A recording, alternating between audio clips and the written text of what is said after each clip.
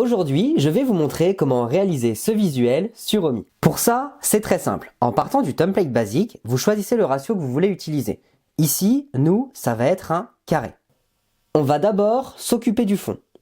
Je veux un rendu assez simple et épuré. Alors je vais simplement changer la couleur. Pour cela, je clique sur la surface et je vais dans mes paramètres, ici à droite, pour changer la couleur. Moi, ça va être un beige. Parfait, celui-ci. Ensuite, la deuxième étape, ça va être de rajouter tous les produits qu'on veut dans le visuel. Voyons voir les produits de beauté cosmétique qu'on peut utiliser. Je vais prendre les produits disponibles dans ma section produits. On va utiliser ce pot de crème pour commencer. Ensuite, on va utiliser une huile. Ok. Une crème en tube, celle-ci. Je veux faire apparaître un même produit plusieurs fois. Et je pense que le tube rendra bien. Donc, je clique dessus 4 fois. Tac. Je cherche un rouge à lèvres, donc je clique sur la librairie Omi. Je sais qu'ils ont plusieurs options de produits de beauté. Voilà. Un recourbe-cils pour varier un peu avec les accessoires. Un autre modèle de rouge à lèvres. Voilà. Super, on est pas mal. Ok, une fois qu'on a apporté tous les objets de la scène nécessaires pour réaliser cet effet-là, on va passer de la vue de rendu à la vue de travail.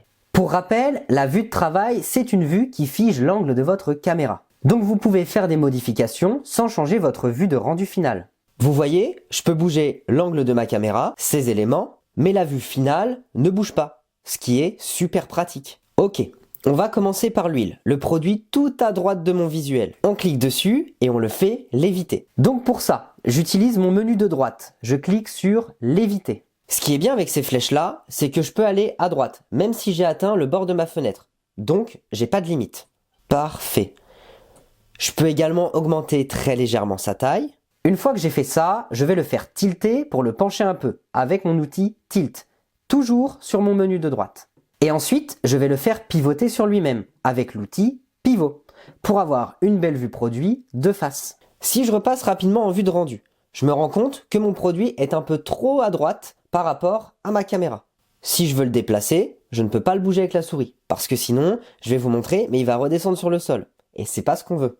Ce que je peux faire par contre, c'est à nouveau utiliser les flèches du clavier. Donc je clique, j'utilise les flèches et là, je peux le déplacer.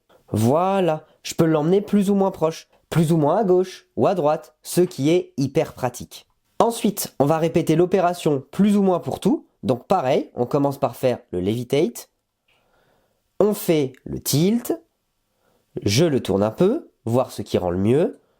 N'hésitez pas à jouer avec les valeurs pour positionner l'objet de la meilleure façon. Voilà, là, il est pas mal. Donc vous voyez, je change mes valeurs en tenant appuyé sur les flèches de mon menu ici, avec ma souris. Ça me permet de tourner mon produit à différents degrés. Et vous répétez.